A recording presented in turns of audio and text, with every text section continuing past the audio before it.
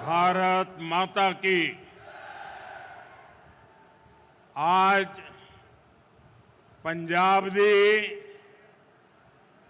इस गुरुआं पीरां दी धरती ते तुहाडे सारिया दे बीच आके मैनू मान महसूस हो रहा हो। पंजाबियों किवे हो? चढ़दी कला च हो?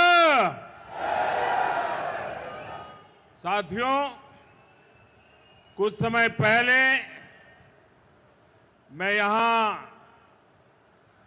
श्री गुरु रविदास जी के जन्मोत्सव का हिस्सा बनने आया था और आज हमारा जालंधर विकास के उत्सव का साक्षी बन रहा है। आज सुबह मुझे जींद से देश की पहली हाइड्रोजन ट्रेन शुरू करने का अवसर मिला है। आज जींद से ही मुझे कुरुक्षेत्र में एक भव्य सिख म्यूजियम के शिलान्यास का सौभाग्य मिला है। ये म्यूजियम हमारी गुरु परंपरा को, गुरुओं के ज्ञान को भावी पीढ़ी तक पहुंचाने में बड़ी भूमिका निभाएगा। ये गुरुओं की शिक्षाओं, उनके बलिदान और सेवा की परंपरा को जीवंत रूप में प्रस्तुत करने वाला प्रेरणा केंद्र बनेगा। हरियाणा की भाजपा सरकार ने हमारी सिख विरासत को भावी पीढ़ी तक पहुंचाने के लिए ये पवित्र काम शुरू किया है। साथियों, विकास कार्यों को गति देते हुए अब यहां जालंधर से कई नई रेल सेवाएं शुरू की गई है। आज अमृतसर से काशी के बीच रेल सेवा भी शुरू हुई है। इससे गुरु रविदास जी के भक्तों के लिए पंजाब से काशी जाना और अधिक आसान हो जाएगा। आज दौलतपुर चौक और करतौली के बीच नई लाइन भी शुरू हुई है। करतौली से अंबाला के बीच नई रेल सेवा को भी हरी झंडी दिखाई गई है। साथियों, आज ही लुधियाना बाईपास का शिलान्यास, दिल्ली अमृतसर कटरा एक्सप्रेसवे के एक और सेक्शन का लोकार्पण हुआ है। मैं ऐसे हर प्रोजेक्ट के लिए देशवासियों को और खास तौर पर पंजाब के मेरे भाई बहनों को बहुत बहुत बधाई देता हूं। आज भारत सरकार कनेक्टिविटी के, इंफ्रास्ट्रक्चर के अनेक ऐसे प्रोजेक्ट पर पंजाब में काम कर रही है। पंजाब में भाजपा सरकार नहीं है, लेकिन हमारा पंजाब विकसित हो, इसके लिए केंद्र की भाजपा एनडीए सरकार कोई कसर बाकी नहीं छोड़ रही है। साथियों, आज मैं विशेष रूप से जालंधर के लोगों की भी सराहना करूंगा, जिन्होंने स्वच्छता से स्वागत पहल के माध्यम से इस कार्यक्रम को और सार्थक बना दिया है। श्री गुरु रविदास जी ने समरसता और सामूहिक प्रयासों का जो संदेश दिया था, उसे आप सभी ने अपने व्यवहार में जीवंत किया है। ये अभियान कर्तव्य भावना का भी उत्तम उदाहरण बन रहा है। साथियों, आज के दिन मैं इस मंच से पंजाब के महान सपूत सरदार तेजासी समुंदरी जी को भी अपनी श्रद्धांजलि देता हूं। आज उनका 100वां शहादत दिवस है। उन्होंने अंग्रेजी शासन काल में सिख हितों की रक्षा के लिए अनेक आंदोलन किए। सरदार तेजासी जी ने अपना पूरा जीवन मातृभूमि की सेवा में समर्पित कर दिया। आज से शुरू हो रहे उनके शहादत वर्ष से जुड़े कार्यक्रमों से हम सभी को प्रेरणा मिलेगी। साथियों, केंद्र की भाजपा सरकार की भी प्राथमिकता है भारत के हर नागरिक की सेवा, भारत के हर नागरिक का जीवन आसान बनाना और उसे आगे बढ़ने के लिए नए नए अवसर उपलब्ध कराना। और इसलिए हम नागरिक देवो भव इस मंत्र पर चल रहे हैं। गरीब हो, मिडिल क्लास हो, ऐसे हर परिवार को बेस्ट से बेस्ट सुविधा मिले, ये हमारा प्रयास है। और नागरिक देवो भव का ये भाव हमारे काम में दिखता है। साथियों, जो भारतीय रेल है, एक गरीब परिवारों की, मिडिल क्लास परिवारों की सवारी है। लेकिन 2014 से पहले तक रेलवे की क्या स्थिति थी, ये आप अच्छे से जानते हैं। कांग्रेस सरकार नई ट्रेनों की झूठी घोषणा करके आराम से बैठ जाती थी। हमारे जो रेलवे स्टेशन है, इनको तो कांग्रेस ने अपने हाल पर छोड़ दिया था। यहां तक कि अंग्रेजों के जमाने में जो स्टेशन बने थे, उनकी सूद लेने वाला भी कोई नहीं था। साथियों, भारतीय रेल का नेटवर्क इतना विशाल है कि रोज उसमें जितने यात्री सफर करते हैं, उतनी तो कई देशों की आबादी भी नहीं है। रेलवे के विकास के जो काम आज हो रहे हैं, ये 30-40 वर्ष पहले हो जाने चाहिए थे। लेकिन पहले की सरकारों की प्राथमिकता में ये काम था ही नहीं। गरीब और मिडिल क्लास को भी सुविधा चाहिए, इनको भी साफ सफाई चाहिए, इनके समय की भी एक वैल्यू है। ये पहले की सरकारें चर्चा तक नहीं करती थी। साथियों, ऐसी सोच से विकसित भारत नहीं बन सकता था। इसलिए बीते वर्षों में भाजपा सरकार ने स्थितियों को बदलना शुरू किया। आज पूरे देश में रेलवे स्टेशनों का कायाकल्प किया जा रहा है।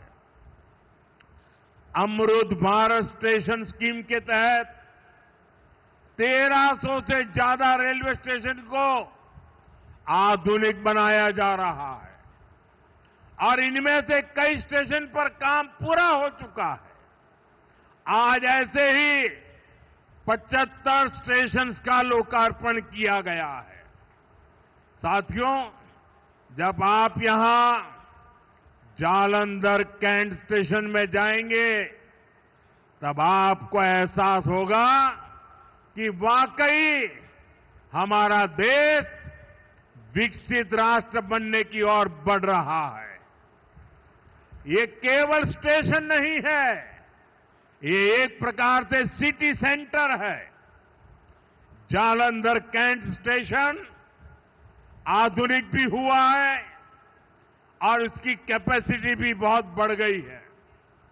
ऐसे ही आनंदपुर साहिब, मुक्तसर और साहिबजादा अजीत सिंह नगर स्टेशन का भी कायाकल्प हो गया है। साथियों, हमारे नए रेलवे स्टेशन व्यापार कारोबार का भी माध्यम बन रहे हैं। यहां जो लोकल कारीगर है, विश्वकर्मा साथी है, महिलाओं के सेल्फ हेल्प ग्रुप्स हैं, उनके उत्पाद स्टेशन पर बिक सके, ऐसी व्यवस्था बनाई गई है। और ये अमृत भारत स्टेशन हमारी विरासत, हमारी धरोहर के दर्शन भी कराते हैं। अब जैसे जालंधर है, यहां की पहचान स्पोर्ट्स से है, खेलकूद से है, तो जालंधर कैंट स्टेशन में पंजाब की खेल परंपरा और लोक संस्कृति के दर्शन होते हैं। आप आनंदपुर साहिब स्टेशन जाएंगे तो वहां तख्त श्री केसगढ़ साहब की झलक दिखाई देती है। कालका स्टेशन पर श्री काली मंदिर के दर्शन होंगे। यानी हमारे स्टेशन अब हमारी संस्कृति, सभ्यता के प्रतीक भी हो गए हैं। साथियों, हम अपने पूर्वजों से प्रेरणा लेते हुए, उनका मान बढ़ाते हुए ही एक सशक्त राष्ट्र बन सकते हैं। इसी पवित्र भाव से ही आदमपुर एयरपोर्ट का नाम श्री गुरु रविदास जी महाराज जी एयरपोर्ट किया गया है और चंडीगढ़ इंटरनेशनल एयरपोर्ट पर अब शहीद भगत सिंह इंटरनेशनल एयरपोर्ट के नाम से जाना जाता है। और ये काम भाजपा सरकार ने किया है और हमें इस पर गर्व है। साथियों, ये धरती शेरे पंजाब महाराजा रणजीत सिंह की धरती है। महाराजा रणजीत सिंह के शासन में खुशहाली भी थी, सुरक्षा की गारंटी भी थी और समाज में सद्भाव भी था। लेकिन पंजाब में आज क्या हो रहा है, ये किसी से छिपा नहीं है। यहां विज्ञापनों के दम पर विश्वासघात की तस्वीर छिपाई जा रही है। आज पंजाब में कानून व्यवस्था बेहाल है। कब कहां गैंगवॉर हो जाए, किस दिशा से गोलियां चलने लगे, कोई कह नहीं सकता। यहां व्यापार कारोबार करना मुश्किल हो गया है। सरेआम लोगों से फिरौती मांगी जा रही है। पुलिस थाने तक सुरक्षित नहीं है। आए दिन थानों पर अटैक होते हैं और सबसे दुखद तो ये है कि पंजाब का भविष्य भी बर्बाद किया जा रहा है। नशे के सौदागर खुलेआम घूम रहे हैं। पंजाब के युवाओं को नशे के दलदल में धकेला जा रहा है।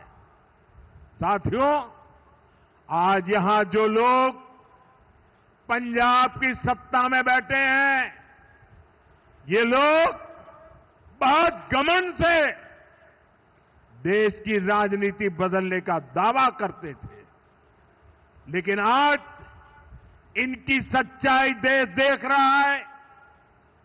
2-3 दिन पहले ही दिल्ली में इनके एक नेता को अदालत ने दोषी करार दिया है। उस पर दोष दंगे कराने का है, दोष एक पुलिस के आईबी अधिकारी की हत्या का है। और इन लोगों की बेशर्मी देखिए, अदालत ने सबूतों के आधार पर फैसला दिया, लेकिन ये लोग कोर्ट के फैसले पर सवाल उठा रहे हैं। ये लोग अदालत के फैसले भी मत मजहब उसमें भी ढूंढ रहे हैं, क्योंकि इनके वोट बैंक का सवाल है। साथियों, कुछ दिन पहले ही गुजरात में इनके एक एमएलए को कोर्ट ने 7 साल की सजा सुनाई है। ये सजा सरकारी अधिकारियों पर हमले और वसूली के मामले में सुनाई गई है। वसूली, उगाही, अवैध कब्जे, ये सब इनकी राजनीति का ट्रेडमार्क बन चुके हैं। ऐसे ही अनेक मामलों में कई सारे लोग तो अभी जमानत पर बाहर चल रहे हैं। यहां पंजाब में ही देखिए, जिसको स्वास्थ्य मंत्री बनाया उसको घूसखोरी के चलते बर्खास्त करना पड़ा। एक मंत्री पर मनी लॉन्ड्रिंग जैसे गंभीर आरोप है। इनके एमएलए घूस लेते हुए रंगे हाथ पकड़े जा रहे हैं। ऐसे गिनते जाएंगे तो इनकी सरकार और इनकी पार्टी में कम ही लोग मिलेंगे जिन पर कोई दाग न हो। साथियों, जनता की सेवा का काम साफ नियत से होता है, ईमानदारी की भावना से होता है। लेकिन आज जो पार्टी पंजाब में सरकार में है, उसकी ना नियत साफ है और ना ही वो ईमानदार है। उसकी पहचान ही कट्टर बेईमान पार्टी की है। साथियों, केंद्र सरकार अपनी तरफ से हर संभव प्रयास कर रही है कि पंजाब की जनता को केंद्र की हर स्कीम का लाभ मिले, लेकिन कट्टर बेईमान पार्टी की सरकार में यहां लूट का खुला खेल चल रहा है। बीते 12 वर्षों में केंद्र से पंजाब को लाखों करोड़ रुपए भेजे गए। इस पैसे से गांव के रास्ते बनते, नहरें बनती, मंडियां बनती, लेकिन पंजाब सरकार ने उस पैसे को सही जगह खर्च नहीं किया। और बड़ी बात यह है कि ये लूट कर्ज के पैसे पर भी चल रही है। पंजाब के नाम पर कर्ज लिया जा रहा है। पंजाब का बजट कर्ज का ब्याज चुकाने में लग रहा है और यहां राज्य सरकार चला रहे लोग उस पैसे पर मौज कर रहे हैं। साथियों, आज हालत यह है कि पंजाब में विकास का हर काम ठप है। सिर्फ भारत सरकार की योजनाओं पर अपने नाम का स्टिकर लगाकर बेचा जा रहा है। आयुष्मान आरोग्य मंदिर जो पूरे देश में चल रहे हैं, उन पर यहां अपना स्टिकर चिपका दिया। पूरे देश में 5 लाख रुपए तक का मुफ्त इलाज देने वाली आयुष्मान भारत योजना चल रही है। यहां उसके साथ भी खेल खेले जा रहे हैं। साथियों, पंजाब का सामर्थ्य अद्भुत है। यहां के किसानों में, यहां के नौजवानों में बहुत क्षमताएं हैं। पंजाब तेजी से विकसित हो सकता है। इसके लिए यहां भाजपा की डबल इंजन सरकार जरूरी है। आप सभी के सामने बीजेपी की राज्य सरकारों का उदाहरण है। जब से दिल्ली में डबल इंजन सरकार बनी है, तब से दिल्ली के विकास को नई गति मिली है। आपके पड़ोस में हरियाणा है, वहां बीजेपी की डबल इंजन सरकार किसानों को 24 फसलों पर एमएसपी देती है। पंजाब में किसानों को सिर्फ धोखा दिया जा रहा है। केंद्र और हरियाणा सरकार कर्मचारियों को 60% डीए दे रही है। यहां 60% तो छोड़िए, जो मिल रहा है उसकी भी कोई पक्की गारंटी नहीं है। कर्मचारियों को अपना हक पाने के लिए भी धरना देना पड़ता है। और बहनों बेटियों की पीठ पर तो इन्होंने छुरा भोंका है। बड़ी बड़ी बातें करके वोट तो ले लिया, लेकिन पूरे 50 महीने चुप रहे। वायदे की याद तक नहीं आई। अब तक बहनों के खाते में 50,000 रुपया आ जाने चाहिए था, लेकिन बहनों को सिर्फ झूठ मिला। और साथियों, पंजाब में जो कांग्रेस पार्टी है, उसका भी अपना ही रोना धोना चल रहा है। पंजाब में कांग्रेस में कुर्सी का किस्सा ही खत्म नहीं हो रहा। ये इसलिए नहीं लड़ रहे कि पंजाब का हित कैसे होगा। इनकी लड़ाई इसलिए है कि इनकी जो कुर्सी है वो किसके पास रहेगी। और साथियों, अकाली दल का भी यही हाल है। वो भी अपने ही स्वार्थों में उलझे हुए हैं। उनको भी पंजाब के लोगों की कोई परवाह नहीं है। साथियों, पंजाब में असली बदलाव भाजपा ही ला सकती है। पंजाब को विकसित बनाने का काम भाजपा ही करेगी। पंजाब को आत्मनिर्भर बनाने का काम भाजपा ही करेगी। पंजाब में नया निवेश आए, पंजाब में रोजगार के नए अवसर बने, पंजाब में बने प्रोडक्ट दुनिया के कोने कोने में पहुंचे, ये काम राज्य में बीजेपी की सरकार ही करेगी। साथियों, आज जालंधर आया हूं तो पंजाब के युवाओं से और जो खेलकूद की दुनिया में है, स्पोर्ट्स फील्ड में है, उनसे विशेष तौर पर अपनी बात कहूंगा। मुझे पंजाब के युवाओं के सामर्थ्य पर बहुत भरोसा है। हमने देखा है कि खेल के मैदान में पंजाब के युवा कैसे भारत की आन बान शान को ऊंचा रखते हैं। आज स्पोर्ट्स के गुड्स के लिए मशहूर इस शहर से मैं पूरे पंजाब के युवा साथियों से कहना चाहता हूं, ये आपके लिए अवसरों का समय है। खेलो इंडिया अभियान आपके लिए चलाया गया है। खेलो इंडिया स्पोर्ट्स पॉलिसी आपके लिए लाई गई है।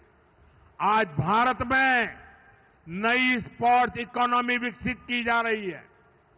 इस नई इकोनॉमी के केंद्र में जालंधर का स्पोर्ट्स मैन्युफैक्चरिंग इकोसिस्टम है।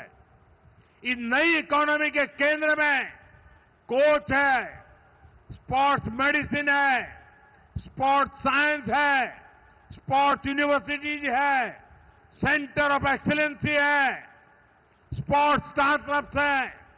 साथियों, अभी मैं ऑस्ट्रेलिया और न्यूजीलैंड गया था। वहां इस विजन को लेकर काफी सारे समझौते हुए। मैं सभी युवाओं से कहूंगा, आप स्पोर्ट्स से जुड़िए, स्पोर्ट्स की दुनिया में अपना परचम लहराइए। हमारी सरकार हर तरह से आपके साथ है। साथियों, हमें पंजाब की आन बान शान को नई ऊंचाई पर ले जाना है। हमें पंजाब का नया भविष्य बनाना है। मोदी हरदम हर पल पंजाब के लोगों के साथ है।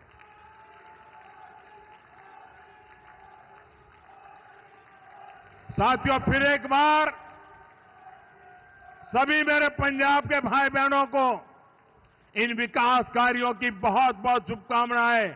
मेरे साथ पूरी ताकत से बोलिए, भारत माता की, भारत माता की, भारत माता की, भारत माता की। वंदे वंदे वंदे वंदे वंदे वंदे। बहुत बहुत धन्यवाद।